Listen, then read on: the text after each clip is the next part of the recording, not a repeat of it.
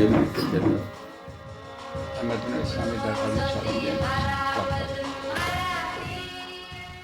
Şunu hat yani arada tutuyor. Bismillahirrahmanirrahim. Selamünaleyküm ve rahmetullah. Aleykümselam. Ben arban Allah kuvvet veriyor. Önüne sedim kaldıracak böyle intihadakiyle eşittirler inşallah. Bilolol yani bizim yukarıda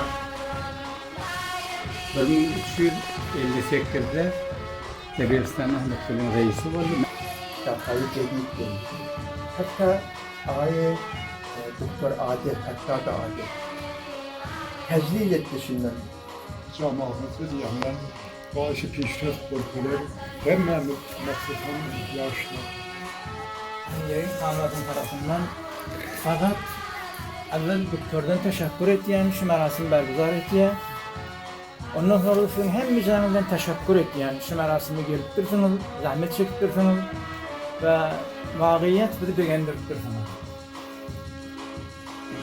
Cenab-ı Ustad borculuğu hever kavgatlar etti. Kadının duafları bizim ülkede gezi yaptılar. Hayır salli, nazarımın teşekkür edeceğiz merasimleri işlettiniz.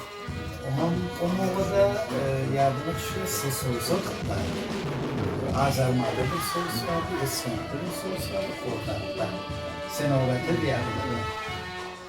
Onun bir yardımda var. Ablanın gılak tabiiyle hizmet ettim. Ulan ben öylerine barımda bir sefer bana aitti, tutada bu nuskayı dedi, dedi kovup çap oldu dedi. Sonuna alıp geleceğim dedi. Ova çıkan bir şuurunda.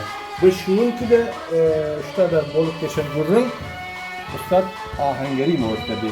Ben altının boğanım şuna yani ben fakat Ustad ahengerin kitabını okuttum. Fakat bu mevzusunu sade mi falan tanımlayan da okudum.